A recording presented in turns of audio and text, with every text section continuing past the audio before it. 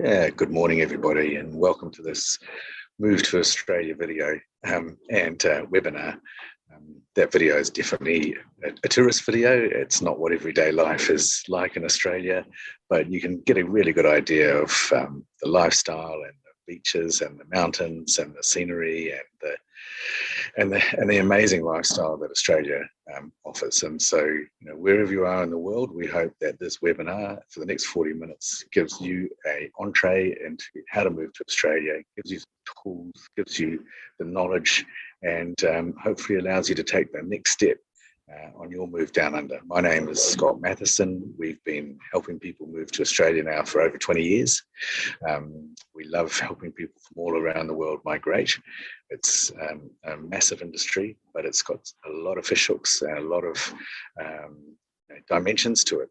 So today we have on our panel Nazim Lalazari, Western Sydney originally, and she's a Mara agent, and she'll tell you what that is, and her main role today is to give you advice on how you can potentially move down to Australia. So Nazim, please welcome yourself.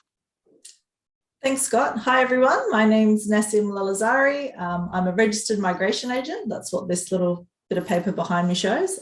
So I have the legal ability and authority to provide immigration advice for those looking to find out about Australia.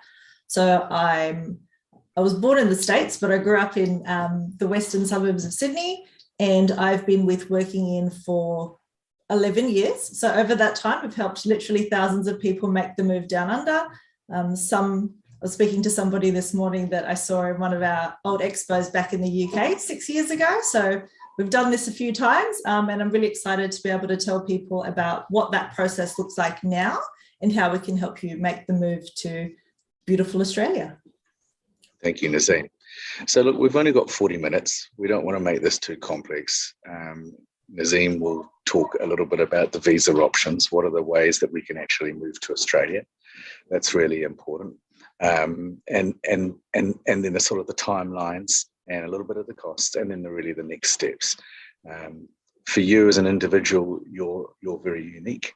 So if once you've heard this webinar and you still want to move forward, then there is the possibility or the chance to talk to one of our consultants for just 15 minutes, no cost, and it gives you the opportunity to answer some of your questions that you might have that pertains to you. But in the meantime, we do have a chat. Throw in your questions. We'll try and answer them if we can as we go, and if we don't, we'll answer them after the webinar. Okay, so it's a really interesting time in Australia right now. From a COVID experience, I think it's fair to say that up until this point anyway, the main COVID wave is behind us, and that the borders are opened in almost every state fully, and Australia is ready to do business, so to speak, and it's welcoming migrants with open arms. The job market in Australia is the best that it's been in 50 years, and that is a statistic that is being produced by the Statistics Department. The labour market is phenomenal, so it gives the first people from overseas a really good choice to find the jobs that they want, and that's why we're talking now, because if there are job vacancies and the borders are opening, it makes sense that the people that are coming in from outside will get the first choice on those jobs until they're filled. So one of the things that we'll be talking about today is act now if you are interested. Early bird catches the worm and all that. But before we get into that, I think we should really just describe, well, how do you move to Australia? Because there are two quite distinct routes for people who are employed. So Nazim, do you just want to describe the differences between all these sort of subclasses so that we're really clear how this works? Yeah, absolutely. So for those of you who've done a little bit of research into what it means to move to Australia, you might be aware that there is the independent pathway of migrating to Australia, and then there's the job-led pathway or employment-led pathway. So what we normally do is first and foremost assess to see if people have the opportunity and the ability to go the independent pathway. So the independent pathway is one which is normally a points-based visa. And what the government does is determines that you've got the ability to come to Australia, that you're going to be able to settle and you're going to do really, really well based on your occupation and the fact that the government already knows that people that have those skills are number one in demand and traditionally do really well with or without a job offer being available to them. So this is normally under the subclass 189 or 190. These are the independent pathways. And what's important to note is that the 189 is what we refer to as like the best visa, not because, well, it's the best in that it's going to give you the most flexibility and the most options. It allows you to move to Australia, to take your family, your immediate family with you. You're able to live anywhere in the country that you like, and it's a big country, it's a whole continent. You're able to do whatever you like, so any occupation, regardless of the occupation that you use to migrate under, and you can work for whoever you like. So that one gives you the most flexibility. The one after, I guess the next more favoured visa is the subclass 190, and the subclass 190 is a state-sponsored visa. So for this visa, you might have an occupation that's not on the same demand list as for the 189. You might require state sponsorship in order to qualify, or you might also need state sponsorship in order to get to the points threshold that you need to be selected. Excuse me. So with the state sponsored, you are effectively promising to live in a specific state for a period of time in exchange for 5 extra points and to be moved to the front of the processing queue with immigration. So those are in my mind, the best visas in the sense that you've got the most flexibility for you and your family when you do migrate. The other types of visas, sorry. No, I was just going to interrupt there because I could see that, I mean, that's quite a clear definition. So from what I'm hearing from you right here, Nazim, is that for the 189 and the 190, you don't need a job offer. It's based solely on points, which is basically your qualifications, your age, a whole lot of other factors, your work experience, and providing that your qualifications match your work experience and such and so forth, then you may qualify for the 189 or the 190. And therefore, it takes away the whole pressure of needing a job to get into Australia. Yeah. Okay. So that's pretty, and from what I understand and from what you've talked to me about before, is that a lot of people are searching for these points because there's an age limit. Can you just tell everybody what the age limit is? Because we always get that question. It's 45. You need to have made your visa application. So that's the last part of the process before you're 45 years of age. Yeah. Okay. So, and that may mean that for those people applying under that category, that you may get residency without the need for a job offer, but you've got to wait till you got that residency before you come down and then find a job. Correct. Yeah. Okay. Fantastic. And now the second part is the job-led, we call it, don't we? Yeah. So the employment-led pathway is those visas that there's not necessarily points associated with it. You might have an occupation that's on one of the lists that's not as popular for migration purposes. Maybe you're over 45, and so you need to rely on an age waiver. And so, we might need to go the employer-sponsored route. So under the employer-sponsored route, you've got the temporary, the provisional, and then obviously the PR options. Now, each one of these has different criteria.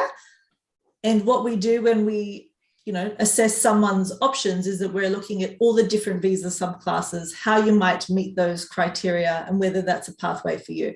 So for the employer-led processes, it's exactly that. It's based on an offer of employment, and that offer of employment needs to be in an occupation on one of the relevant lists.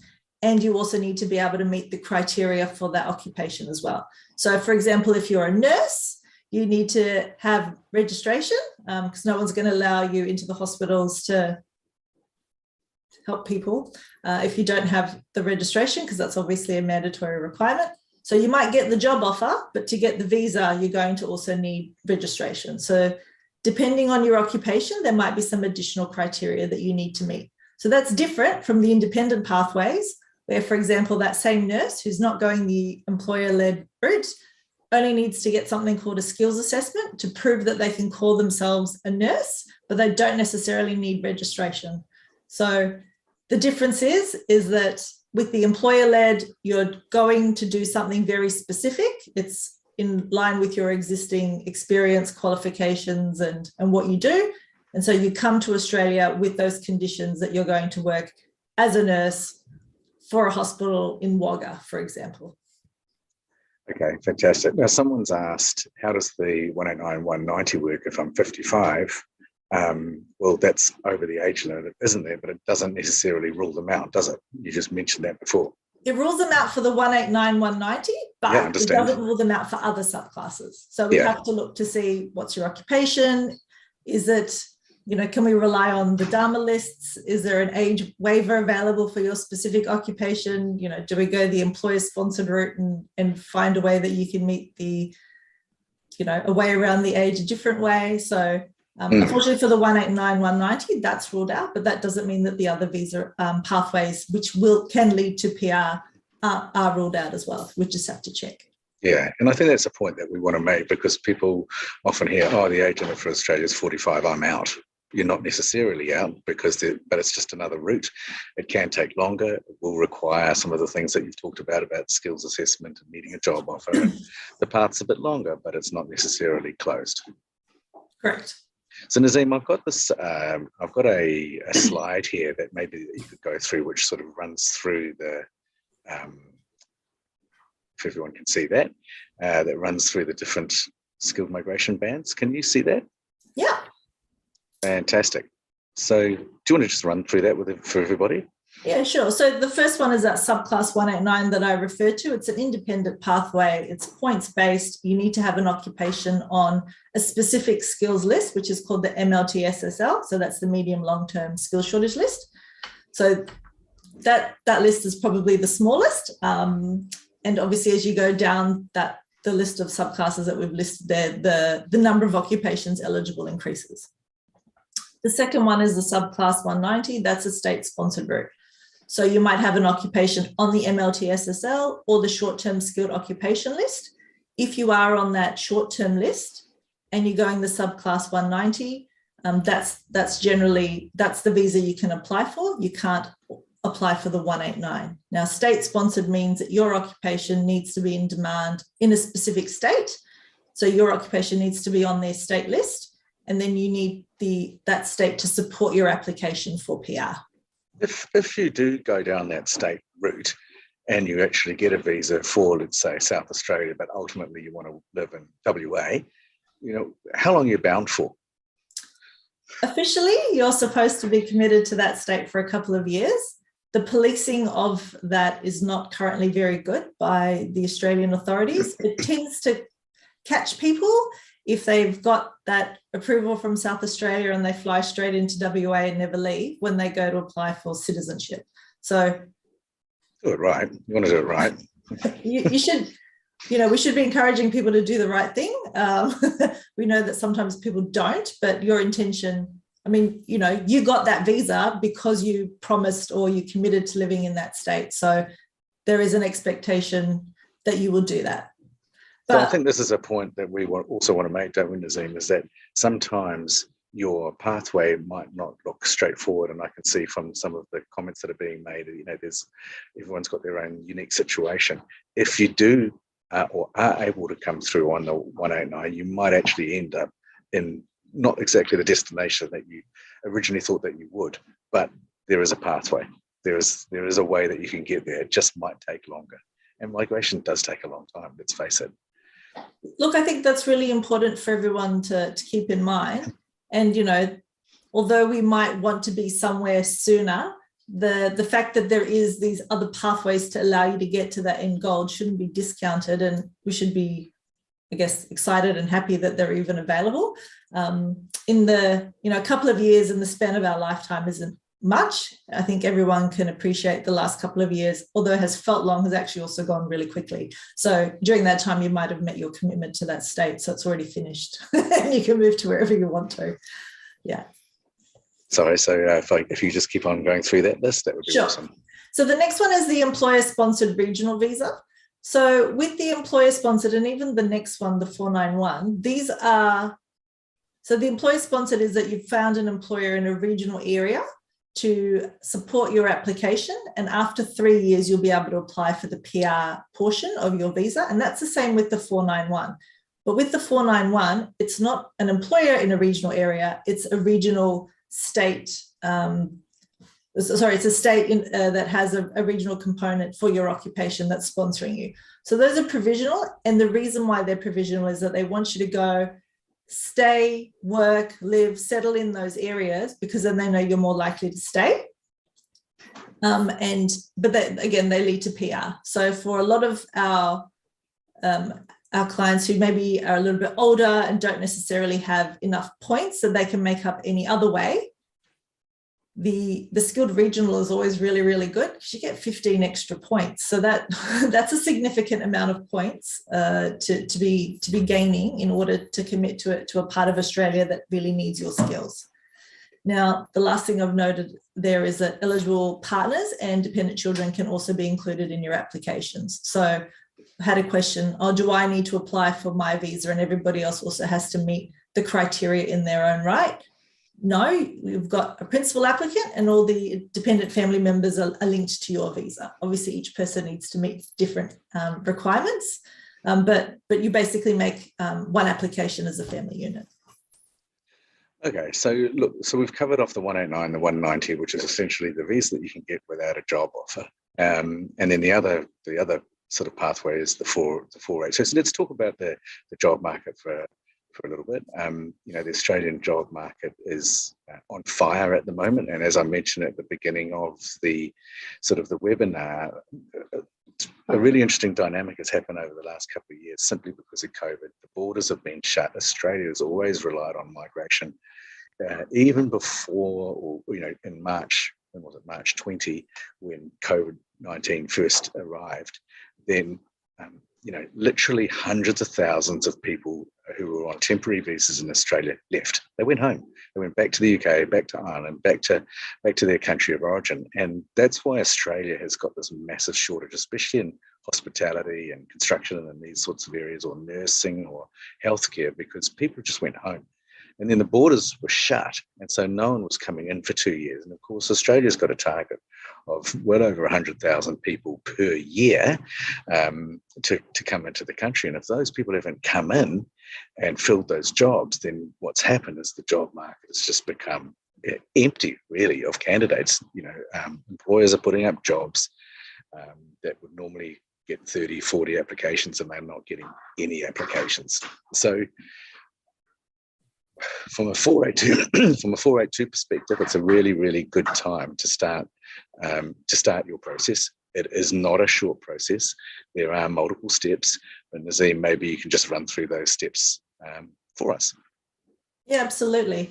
So like all visa subclasses, depending on your specific circumstances, you might need to do extra work. So it's important to understand that even if you're going to go the employer-sponsored route, you've applied for a job, you're ready to jump on a plane, you've got this excited employer, but can we apply for the visa?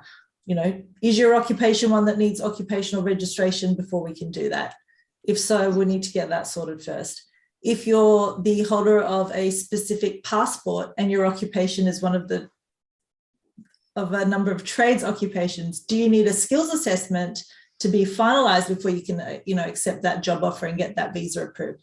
So it's really, really important that everybody understands what they need to do based on their circumstances. So, I think I saw a comment on what do I need to do first. I think the first thing you need to do is find out what visas you're actually eligible for. There's no point of applying for jobs, getting all excited, and then finding out that the occupation that the job is and that you can nominate doesn't qualify for a visa in that state or in that region. That's just going to lead to heartache, and it's frankly a waste of time. So it's really important that you understand and you've got a clear picture as to what you can do and what you can't do. That way you can make sure that your efforts thereafter are actually targeted on what's going to get you to that end goal. So what we have a free appraisal that we do online. You can fill out the information. We go through a process and we look and say, look, yes, you're going to have visa options. Maybe you do, or actually it might not be for you. by knowing that, you can decide, all right, if I've got maybe options, how committed am I? How much further do I want to go to find out what those maybes might be? And then if we do find a pathway, you can then actually push ahead with the ones that you should be. Too many times we see people doing things that they don't need to and then forgetting to do the bits that were actually required. So employers are desperate at the moment, but they obviously want to move forward with people that they can actually hire. So if you're 4 months away because you need a skills assessment, and that's before you can even apply for the visa, applying for the job now might not be a good idea, because the employer's not going to keep that job open forever. They're going to want to fill it. They've got a need now. That's why they're advertising. Yeah, so I just want to really reiterate that point in terms of the planning stage. Like any journey, like any car journey, like any travel journey, migration is a journey. It needs planning, and the planning that you do at the front end is the most important, because it will save you time and it will save you money. So I guess what we do here, it's not really self-promotion, it's just the process that we do in order to help you, is that free appraisal form that Naseem's just talked about. If you complete that, it is free. And we'll get an understanding, because there's some really interesting questions here, like, someone saying, I'm an ecologist with a master's degree, but only 1 year's experience. What are my chances? So we'll look at that, and then we'll be able to say, okay, we kind of know the route that you should take. Let's have a 15-minute chat. Okay. After that, you have the opportunity to really, really drill down. And there is a fee. It's about £195, is it, Naseem? Yeah, equivalent. We charge $7. Yeah, yes, I know that. And that's the full drill down. We get all your information. Naseem's team really answers all the details, and we get 100% clear on your pathway. And that's it. That's your pathway. You can use us, obviously we're immigration agents, or you can use somebody else, or do it yourself. Do it yourself is challenging, because there are a lot of nooks and crannies in these policies, but it's possible. The key, though, is just getting that first part underway and getting that absolute clarity. So I'm looking at this person here, my fiance is a nurse, Naseem, who is 5 years qualified, specialising in community nurses. I mean, on the face of it, that person could go down multiple routes, right? Yeah, on the face of it, absolutely. Yeah, but we don't know yet, because we haven't seen enough, right? Yeah, so what I'm saying now, that can't be taken as legal advice specific to your circumstances. I'm just talking in general. Absolutely, nothing is that right? Yeah. Okay, so that's the next step. So, Naseem, in terms of the 482, I think the main step is the skill assessment. And how long does that take? So for the occupations that require it, you need to plan 3 to 4 months. So unfortunately, it's not quick. And with the borders having opened last month, all the people that have been thinking about it, who maybe started it, have rushed with their applications. And so what that's caused is additional delays with the skills assessing authorities. So over the last couple of weeks, we're getting updates from the various skills assessing authorities to say, hey, we've had an increase in demand. Processing times are just being pushed out a little bit. So please be patient and please bear with us as we work through the backlog. So, you talked about the early bird getting the worm, Scott, and you need to first in, first serve. It is kind of that situation at the moment. We've got 2 years of pent up demand. And so you've got everyone pushing through at the same time. And those are the people the people who start now are the ones that are going to get through the process faster. Yeah, absolutely. And in terms of, the whole cost, I see that somebody's posted, the whole process costs about $4,000 to $5,000. Look, I think it's really important to look at migration holistically. It's if you're actually moving permanently to another part of the world, there are so many factors to take into account, like selling your home, if you have a home, selling your assets, your cars, flights, getting another house in Australia, or renting, or how much bond do you need around that, or what's the pay disparity, and how much are you giving away in terms of pay when you come down here for lifestyle. So it's that whole obviously out in WA, when you're working in the middle of the Pilbara, you get paid a lot, but that's because your lifestyle's not that amazing. And so there's all these different factors.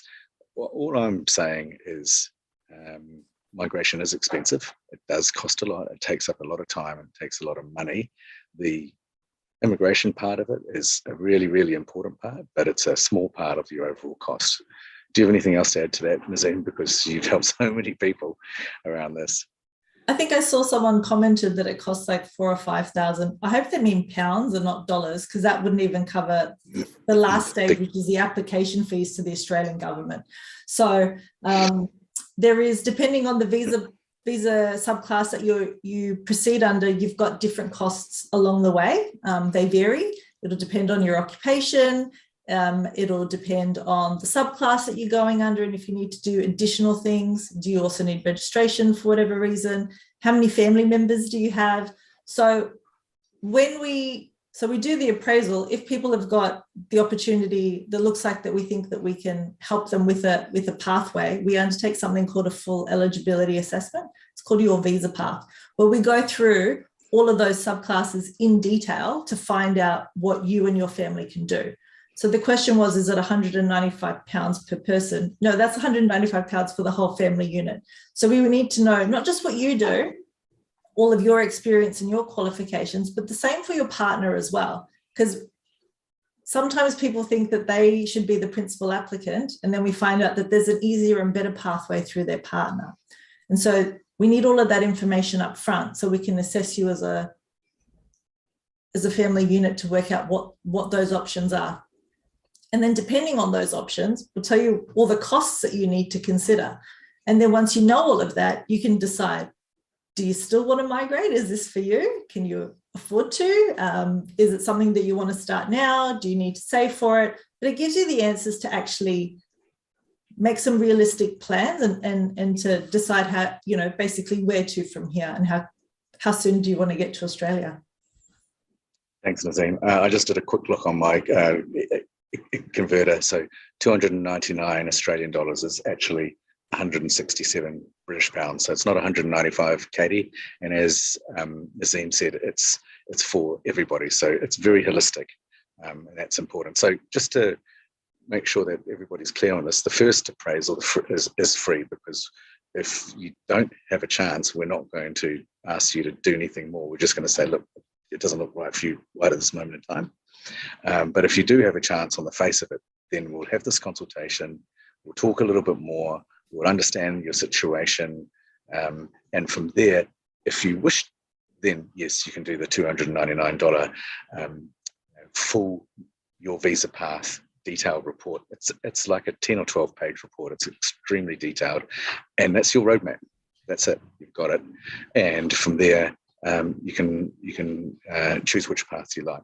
And from there, there'll also be the costs, because as Nazim said, the costs and a lot of the government fees are incredible. And I think we should touch on that, Nazim, because I think one thing about Australia is that the federal application fees are extremely expensive, aren't they?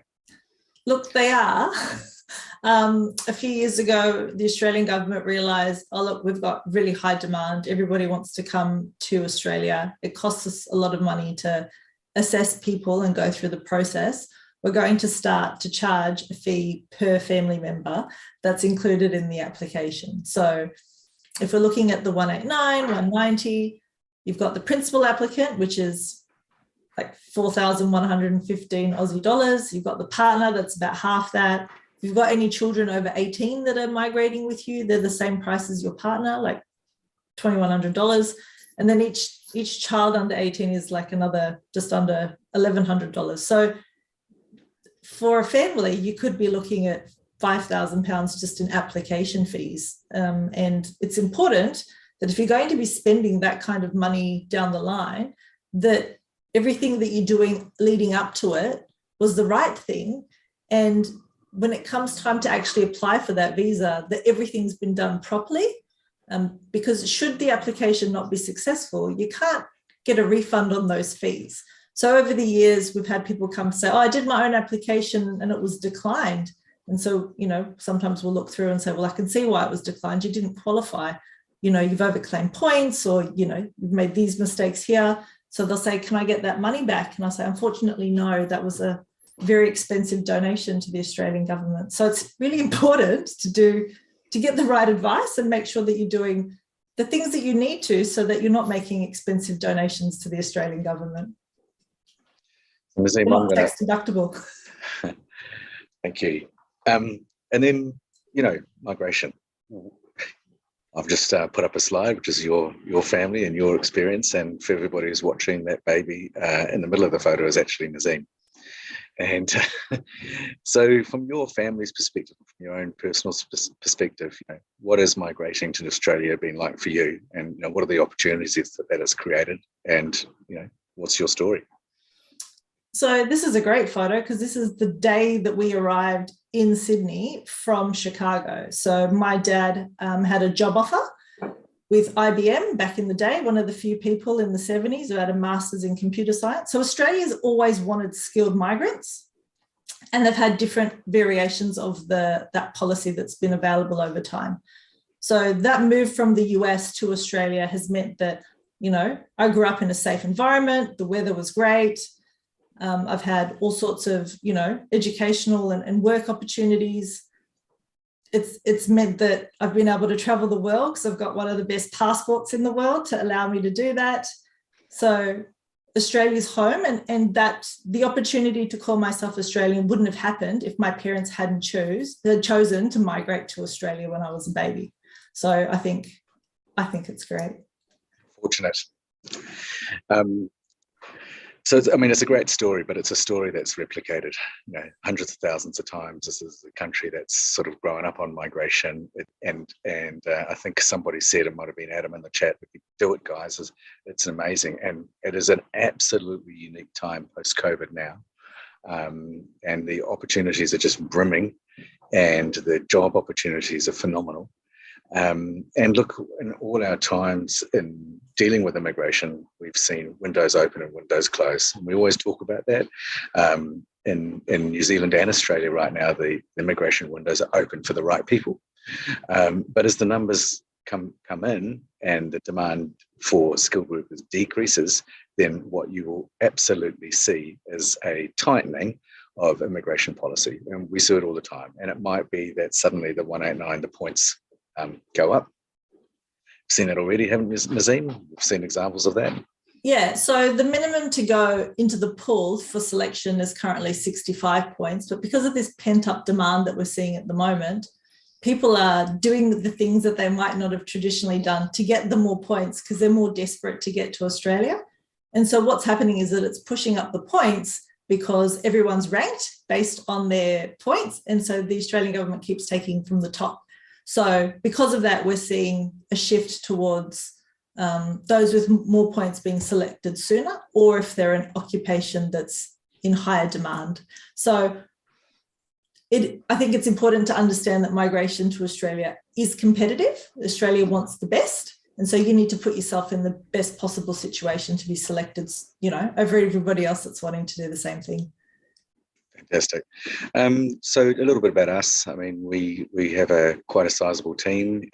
These are some of our team actually that needs to get updated. We've been hiring a few people because the market is so incredibly demand fueled at the moment. But as I said, we've been helping people do this for 20 years. We actually used to run large expos in the UK and London and Manchester, Dublin. That's not the UK. And then we'd go down to South Africa and we'd take employers down and over to these places so that they could meet skilled people like yourselves and have those face-to-face chats. We don't really do the expos anymore.